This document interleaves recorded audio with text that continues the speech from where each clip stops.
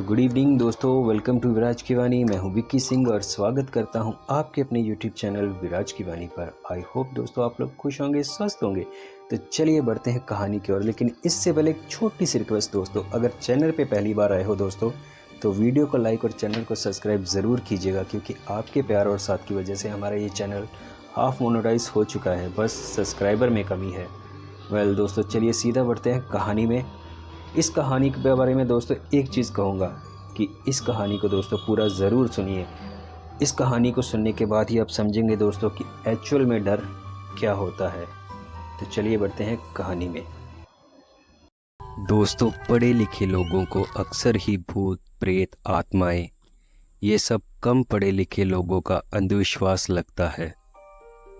पर क्या हो जब ये अंधविश्वास उन पढ़े लिखे लोगों की ज़िंदगी की एक ऐसी सच्चाई में बदल जाए जिसे वे चाहकर भी कभी झुठला न पाएं। यह किस्सा पहाड़ों की गोद में बसे एक खूबसूरत जगह शिमला का है। शिमला से करीब 100-125 किलोमीटर दूर एक कस्बे राजौरी की ये घटना है। भले ही आज शिमला बहुत एडवांस हो चुका हो, बड़े बड़े बढ़िया होटल्स, बड़े बड़े रेस्टोरेंट्स, बढ़िया सड़कें इत्यादि, मगर उन दिनों ऐसा कुछ खास नहीं था यहाँ पर। यह किस्सा 1985 के आसपास का है, जब विराज एक केस के सिलसिले में किसी क्लाइंट से मिलने दिल्ली से शिमला गया था, बस का एक लंबा सफ़र तय करके। यह किस्सा अंग्रेज़ों के ज़माने में बने यहाँ के एक सर्किट हाउस का है। उस ज़माने में यहाँ इतने होटल इत्यादि नहीं होते थे, और जो इक्का तुक्का गिने चुने होटल थे भी, एक तो काफ़ी दूरी पर स्थित थे और दूसरा वहाँ रुकना हर किसी के बस की बात नहीं होती थी। विराज को अभी लॉ की डिग्री पूरा किए हुए लगभग 1 साल ही हुआ था कि एक केस के सिलसिले में उसे दिल्ली से शिमला जाना पड़ा। भले ही विराज को अभी केस लड़ने का ज़्यादा तजुर्बा नहीं था, मगर हिम्मत और जोश की कोई कमी ना थी उसमें। इसी दौरान एक केस के सिलसिले में उस केस को हल करने के चक्कर में विराज इतनी दूरी तय करके शिमला पहुंचा था किसी से मिलने के लिए। रात के करीब 11 बजे एक बस मध्यम गति से चलते हुए शिमला के बस स्टैंड के अंदर आकर रुकती है। उस बस में जितने भी लोग उतरे, उनमें से एक आदमी बिल्कुल अलग दिख रहा था। सूट बूट और हाथ में एक ब्रीफकेस पकड़े हुए वह शख्स दिखने में ही कोई पढ़ा लिखा शहरी बाबू लग रहा था। उसे शायद किसी का इंतज़ार था, इसीलिए वह बस स्टैंड से बाहर नहीं निकला और वहीं पर बस स्टैंड पर बनी एक बेंच पर बैठ गया। उसे वहां बैठे हुए काफ़ी देर हो गई थी, पर उसे अभी तक लेने वहां कोई नहीं आया था। वह बार बार अपने हाथ पर बंधी घड़ी को देख रहा था। रात का वक्त और पहाड़ी इलाका, इंसान के नाम पर तो वहां पर विराज को कोई नहीं दिख रहा था अब, सिवाय थोड़ी दूरी पर बनी एक चाय टपरी में बैठे एक बुजुर्ग व्यक्ति के अलावा। विराज बेचैन होकर उठा और उस चाय टपरी की ओर बढ़ने लगा।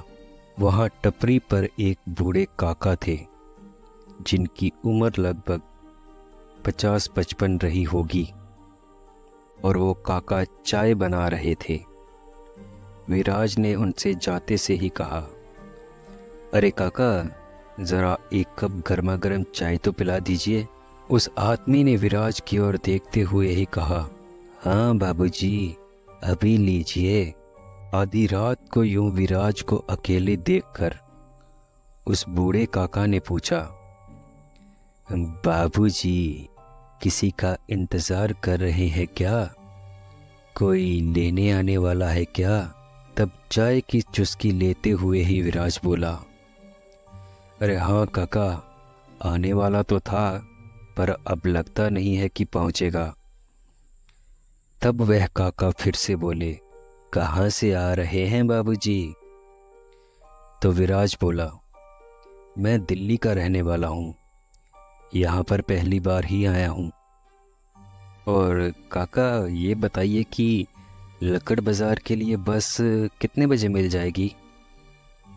तो उस चाय वाले ने कहा, बाबूजी, लक्कड़ बाज़ार के लिए तो अब आपको बस कल सुबह ही मिलेगी। सुबह 6 बजे के करीब यहाँ से एक बस निकलती है। तभी विराज मन ही मन बड़बड़ाता है, यार लेने वाला तो आया नहीं, अब कल सुबह ही उसका घर पता करना होगा। विराज ने फिर से उस चाय वाले काका से पूछा, काका ये तो बताइए, यहाँ रात को रुकने का कोई इंतज़ाम हो सकता है? मतलब कोई सस्ता होटल या कोई धर्मशाला होगी कोई आसपास? तभी उस चाय वाले काका ने कहा, अब बाबूजी, सस्ता होटल तो कोई नहीं है आसपास।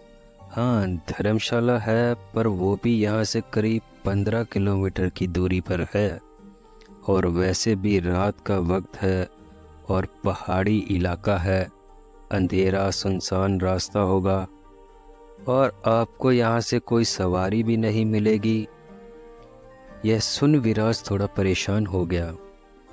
तभी वह चाय वाले काका फिर से बोले, बाबूजी, यहाँ से कुछ ही दूरी पर एक पुराना सर्किट हाउस है, वहाँ आपका इंतज़ाम हो सकता है। सर्किट हाउस का नाम सुनते ही विराज के चेहरे पर मानो उम्मीद की एक किरण छलक गई। तभी विराज ने कहा, यह तो बढ़िया है, सर्किट हाउस में तो सस्ते में ही कमरा मिल जाएगा। वैसे भी होटल बहुत महंगे होते हैं इस इलाके में। फिर विराज ने चाय वाले काका को उनकी चाय के पैसे देते हुए ही सर्किट हाउस का रास्ता पूछा और फिर उनको शुक्रिया वादा बोलकर वहाँ से चल पड़ा। विराज अपना दिल मजबूत करके तेज कदमों से सर्किट हाउस की तरफ चला जा रहा था। सड़क पर थोड़ी थोड़ी दूर पर लगी छोटे छोटे बल्ब की लाइट बस इतनी ही रोशनी दे पा रही थी कि मानो कोई अपना रास्ता ही देख पाए। सुनसान पहाड़ी रास्ते पर विराज को थोड़ा डर भी लग रहा था। उसे चलते चलते करीब 15 मिनट हो गए थे, मगर उस चाय वाले काका का बताया हुआ सर्किट हाउस कहीं भी नज़र नहीं आ रहा था। आसपास बस ऊंचे ऊंचे पहाड़ और पेड़ पौधों के सिवाय बस एक गहरी खाई ही नज़र आ रही थी और ऊपर से रह रह कर जानवरों की अनजान डरावनी आवाज़ें आ रही थी। विराज अभी चल ही रहा था कि उसे अपने पीछे किसी के चलने की आवाज़ सुनाई थी।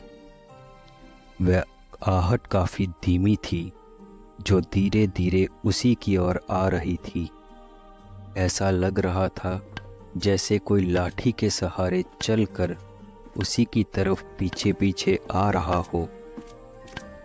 विराज ने एकदम से पीछे पलटकर देखा, पर वहाँ कोई नजर नहीं आ रहा था। विराज अंधेरे में ज्यादा दूर तक तो नहीं देख पा रहा था, पर उसे आवाज आ रही थी चलने की, पर दिख कोई नहीं रहा था।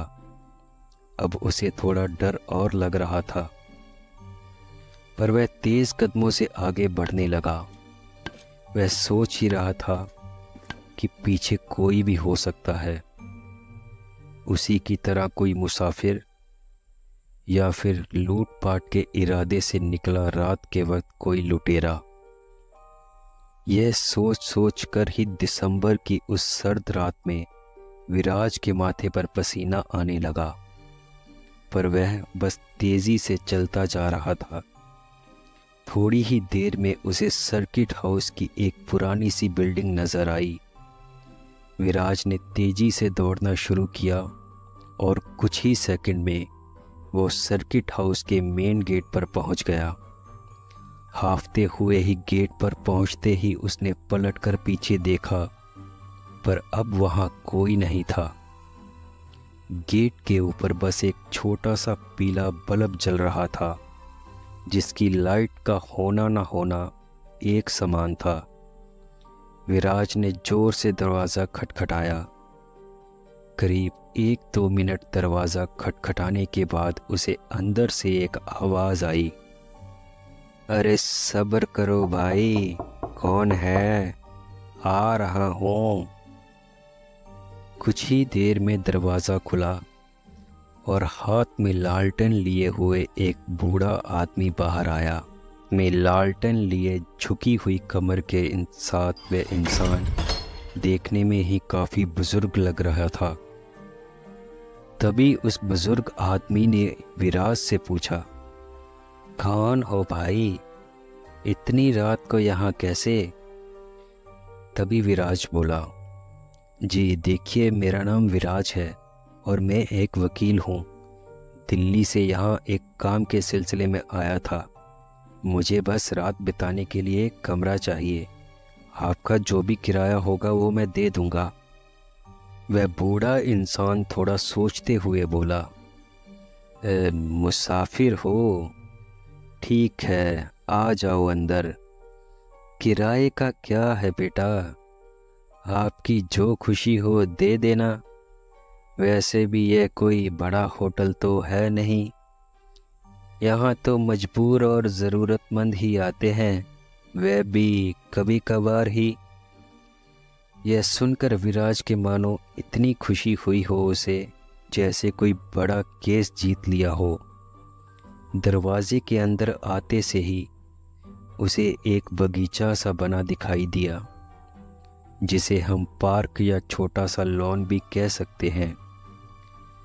उस लॉन के आगे 2 मंजिला एक बिल्डिंग थी जो काफ़ी पुरानी लग रही थी। शायद रख रखाव ठीक से ना होने की वजह से ही वह ऐसी दिख रही थी।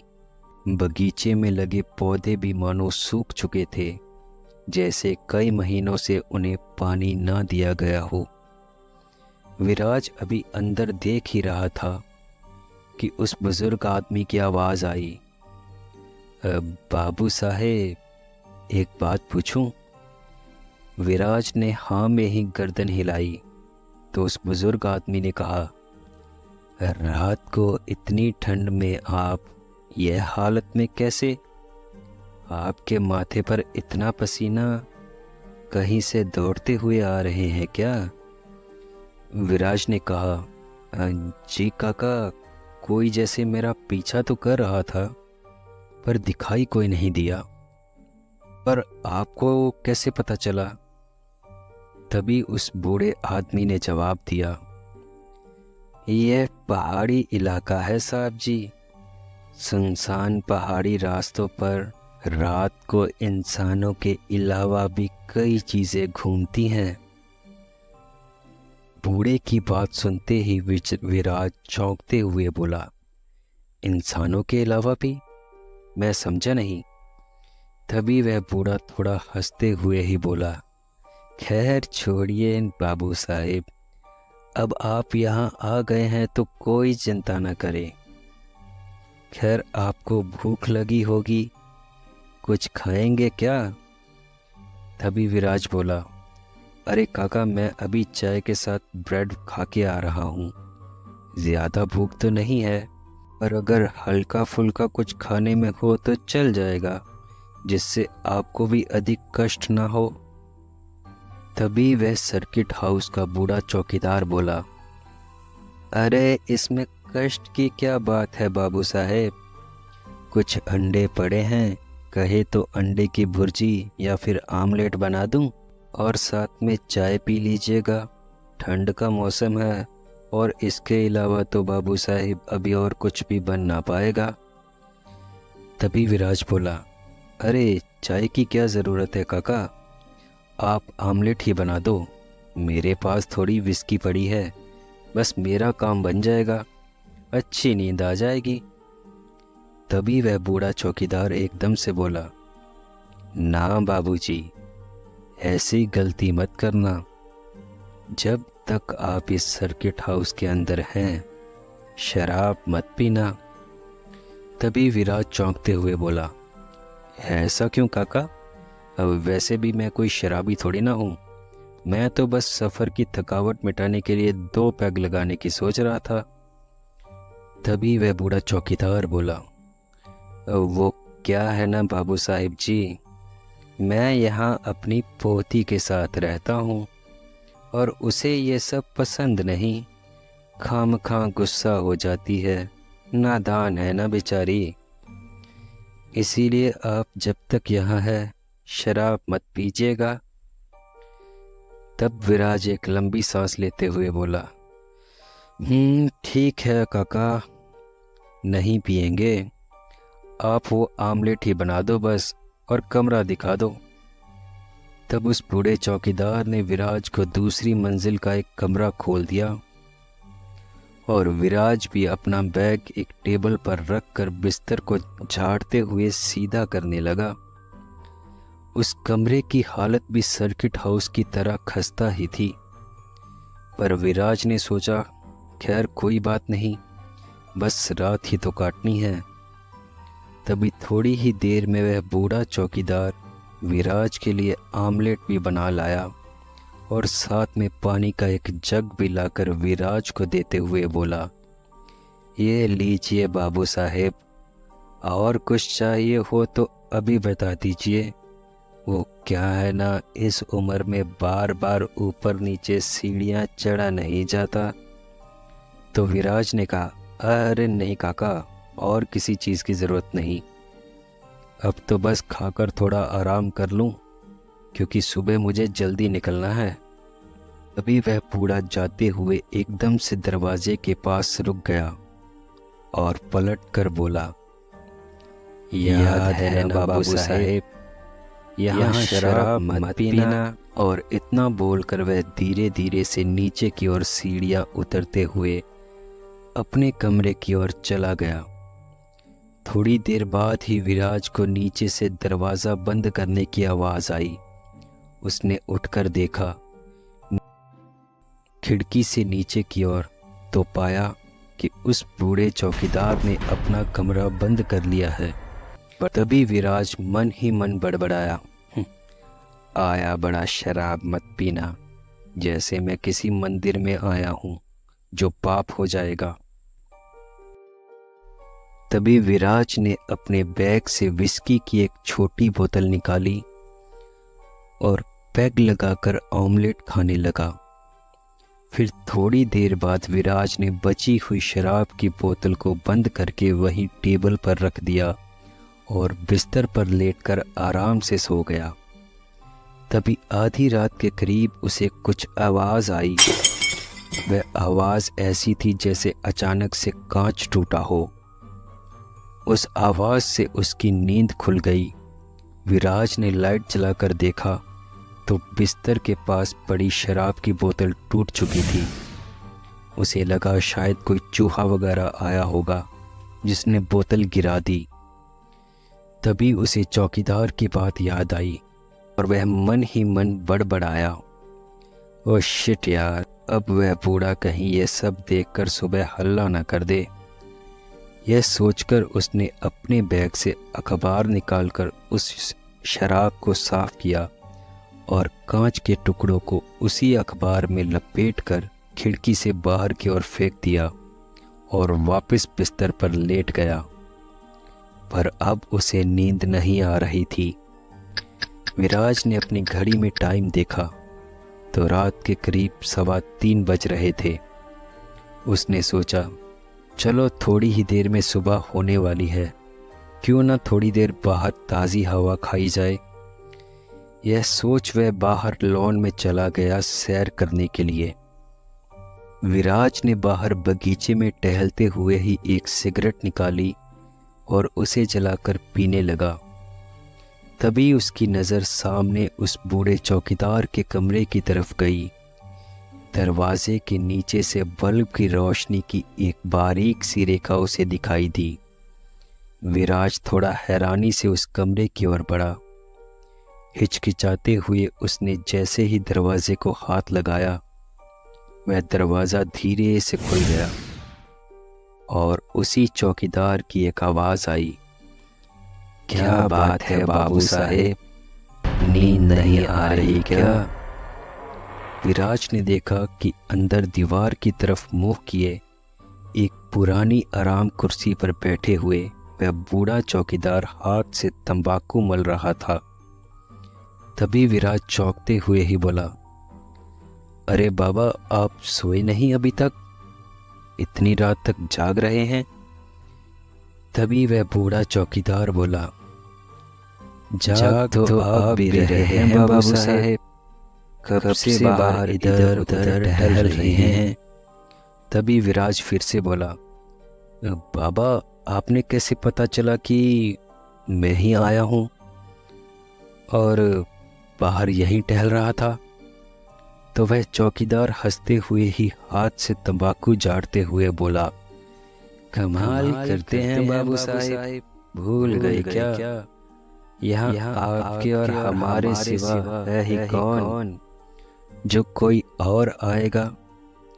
तभी विराज उस कमरे में नजर दौड़ाते हुए देखने लगा। उस कमरे में सामान के नाम पर कुछ खास नहीं था। एक बिस्तर, एक टेबल जिस पर काफी धूल जमी हुई थी, कुछ धूल जमे बर्तन व एक आराम कुर्सी जिस पर वह बूढ़ा चौकीदार बैठा झूल रहा था। तभी विराज ने फिर से बोला, अरे बाबा, आपने कहा था आपकी पोती भी साथ रहती है, वह कहाँ है? तो वह बूढ़ा चौकीदार बोला, यही है बाबू साहेब, ज़रा बाथरूम तक गई है। तो विराज फिर से बोला, और बाबा, आपका बेटा वह कहाँ है? तो उस बूढ़े चौकीदार ने एक लंबी सांस लेते हुए कहा, वो अब नहीं रहा बाबू साहेब। एक रात काम से लौटते हुए एक कार ने उसे तेज टक्कर मार दी और वह खाई में जा गिरा।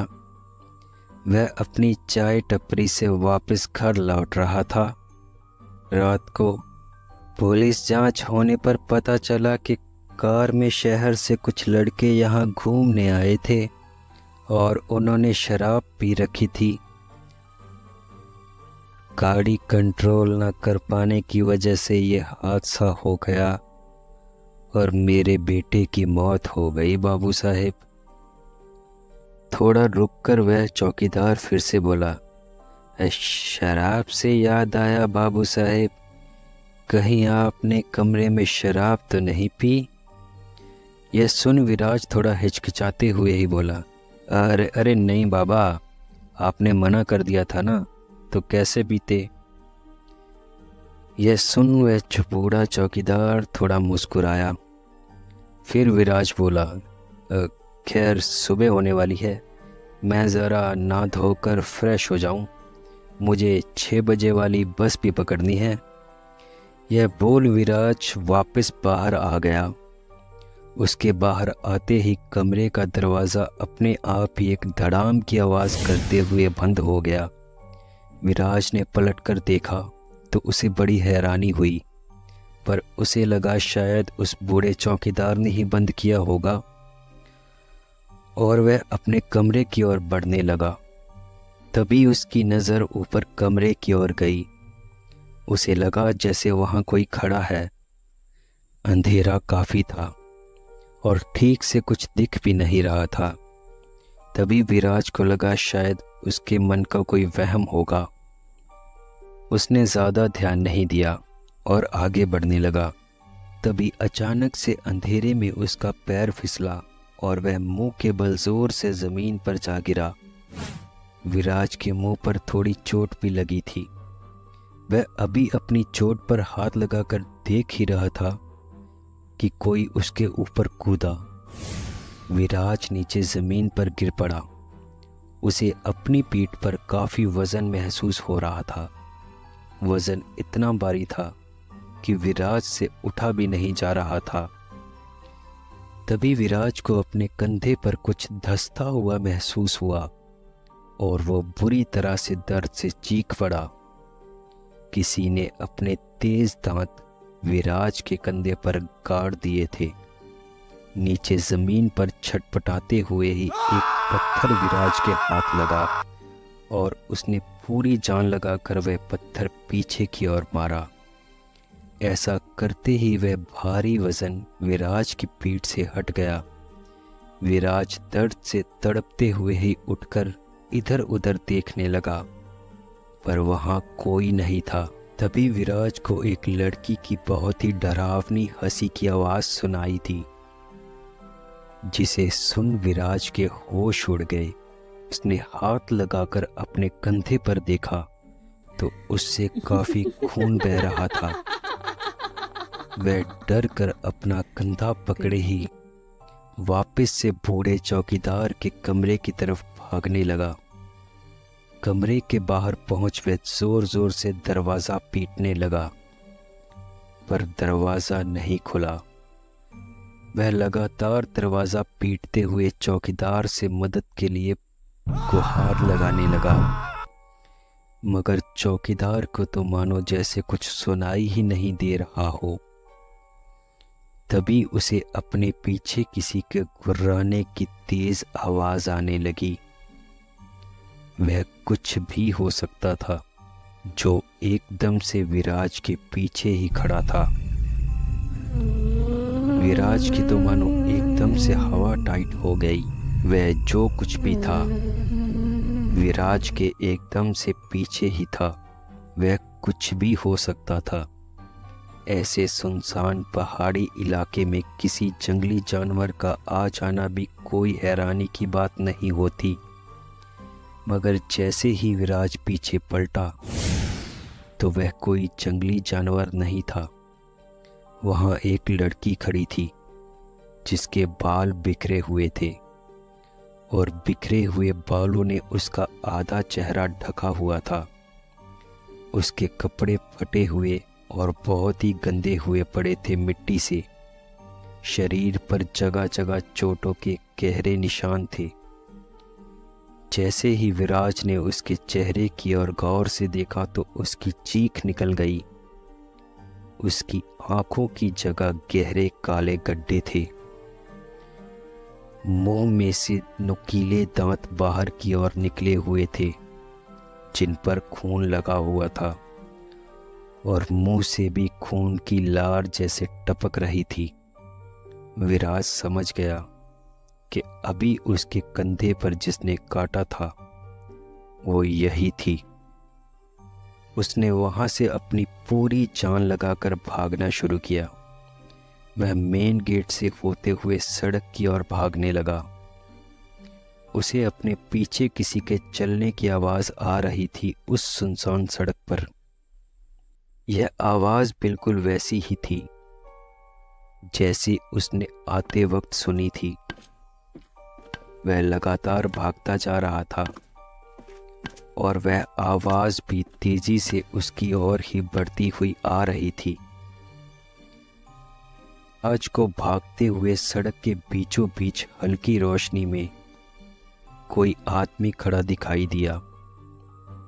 वह मदद की उम्मीद से उसकी ओर बढ़ा। पास जाकर देखा तो वह वही चाय वाला था। विराज ने उसे मदद के लिए पुकारा ही था कि देखते ही देखते अचानक से उस चाय वाले आदमी का रूप बदल गया। अब वह बहुत ही डरावना लग रहा था। उसके शरीर पर बहुत सारी गहरी चोटों के निशान थे और सर से खून टपक रहा था, और चेहरा एकदम सफ़ेद जैसे दरारें पड़ी हो। विराज चीखते हुए ही उल्टे पांव वापस भागा। लगातार खून बहने की वजह से उसकी आंखों के सामने अंधेरा छाने लगा और वह वही सड़क पर बेहोश होकर गिर पड़ा। विराज को जब होश आया तो उसकी आंखें हॉस्पिटल में खुली। वहां उसके पास एक अधेड़ उम्र का हवलदार बैठा हुआ था। विराज को होश में आते देख उसने तुरंत इंस्पेक्टर को बुलाया। पुलिस वालों ने विराज से कई सारे सवाल पूछे। विराज ने एक ही सांस में रात में घटी अपने साथ हुई पूरी घटना को उनको बता दिया। हवलदार विराज का बयान लिख रहा था, पर वहां मौजूद दोनों पुलिस वालों की शक्लें देखकर ऐसा बिल्कुल भी नहीं लग रहा था कि जैसे यह कोई बड़ी बात हो या फिर उनके लिए यह कोई नई बात हो। उनके चेहरे के एक्सप्रेशन ऐसे थे जैसे यह कोई सामान्य सी घटना हो उनके लिए। विराज का चेहरा अब बता रहा था कि उसके मन में कई सवाल हैं। सारी फॉर्मेलिटी होने के बाद पुलिस वाला बोला, देखिए विराज जी, हमें यकीन है कि आप जो भी कह रहे हैं वो पूरी तरह से सच है, मगर आप एक बात बताइए, जिस चाय वाले से आपको सर्किट हाउस का पता बताया था जिसने, उसकी मौत तो 2 साल पहले ही एक रोड एक्सीडेंट में हो चुकी है। वहाँ पर तो अब कोई चाय टपरी है ही नहीं, तो आपने चाय कहाँ पी थी? विराज बोला, यह कैसे हो सकता है, मैंने खुद उससे बात की थी, वहाँ चाय पी थी, उसे देखा था मैंने। तब वह पुलिस वाला बोला, विराज जी, देखा तो आपने उस चौकीदार को भी था और उस भूतनी को भी, मगर सच तो यह है कि सर्किट हाउस में कोई चौकीदार है ही नहीं। दरअसल 1.5 साल पहले तक वहाँ एक चौकीदार अपनी पोती के साथ रहता था। एक दिन कुछ शहरी सरकारी बाबू वहाँ आए हुए थे। वहाँ पर उन्होंने खूब शराब पी और उनकी नीयत उस चौकीदार की पोती पर फिसल गई। उन सब ने उस लड़की का बलात्कार करके उसे मौत के घाट उतार दिया और इसी बीच बचाव करने आए उस बूढ़े चौकीदार को भी मार डाला और उन दोनों की लाशों को वही सर्किट हाउस में ही दफना दिया। उन दोनों के आगे पीछे कोई नहीं था। लड़की का बाप तो पहले ही एक्सीडेंट में मर चुका था, इसीलिए कोई कोर्ट कचहरी भी नहीं हुई।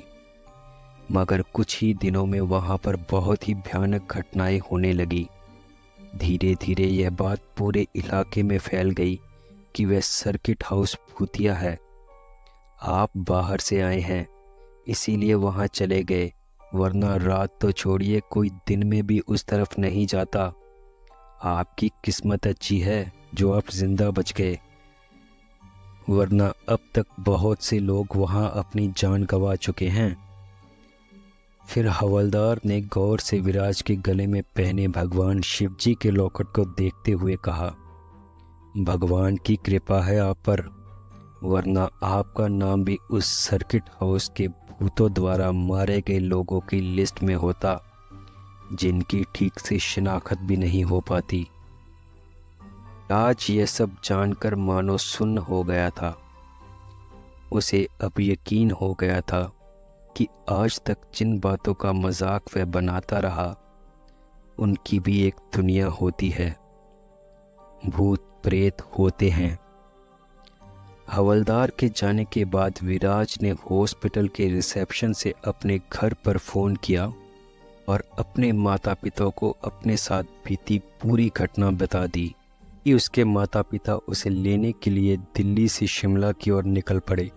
फ़ोन करने के बाद विराज वापस आकर अपने बेड पर लेट गया और अपने गले में पहने हुए उस लॉकेट को निकालकर चूमते हुए भगवान का शुक्रिया अदा करने लगा। विराज ने वह लॉकेट वहीं पास ही रख दिया और सो गया। क्योंकि खून काफ़ी बहने की वजह से उसे काफ़ी कमजोरी महसूस हो रही थी। शाम हुई और फिर रात। विराज ने खाना खाया और अपनी दवाई लेकर वो फिर से सो गया। देर रात उसके कमरे के दरवाजे पर आहट हुई। किसी ने दरवाज़ा खटखटाया। विराज ने हैरान होते हुए ही दरवाजे की तरफ देखते हुए आगे बढ़ने लगा और मन ही मन बोला, कौन होगा इस वक्त और यह दरवाज़ा किसने बंद कर दिया? नींद में ही उठकर जैसे उसने दरवाज़ा खोला तो दरवाज़ा खोलते ही उसकी रूह कांप गई। विराज के सामने उसी सर्किट हाउस का बूढ़ा चौकीदार हाथ में लालटेन और डंडा पकड़े हुए मुस्कुरा रहा था। वह बोला, बाबू साहेब, आपको मेरी जगह पर शराब पीने की गलती नहीं करनी चाहिए थी। सुबह विराज की लाश दरवाजे के पास ही पड़ी हुई मिली। पोस्टमार्टम में मौत की वजह दिल का दौरा यानी कि हार्ट अटैक आया। पुलिस का वह विराज को बताया हुआ सर्किट हाउस का सच और उनका रवैया यह साफ साबित करता था कि कोई माने या ना माने, पर भूत प्रेत होते हैं। और मरने से पहले यह बात विराज भी अच्छी तरह से समझ चुका था कि भूत प्रेत सब कुछ होता है। तो दोस्तों, ये थी आज की एक कहानी। आई होप आपको कहानी पसंद आई होगी। दोस्तों, अगर आप यहाँ तक कहानी में बने हुए हैं तो प्लीज़ चैनल को लाइक सब्सक्राइब ज़रूर कीजिएगा, ताकि हमारा चैनल जल्दी से फुल मोनेटाइज हो सके। यार दोस्तों, कहानी लेट हो गई इस बार काफ़ी, क्योंकि कुछ दिनों के लिए हम घूमने गए हुए थे और साथ ही दोस्तों थोड़ी पर्सनल प्रॉब्लम आ गई थी, जिस वजह से स्टोरी लेट हो गई। पर अब आगे से ऐसा बिल्कुल नहीं होगा, लगातार रेगुलर स्टोरीज आपको मिलेंगी। तो प्लीज़ दोस्तों, चैनल को लाइक सब्सक्राइब ज़रूर कीजिएगा। तो मिलते हैं बहुत ही जल्द एक और बढ़िया हॉरर स्टोरी के साथ। जय हिंद दोस्तों।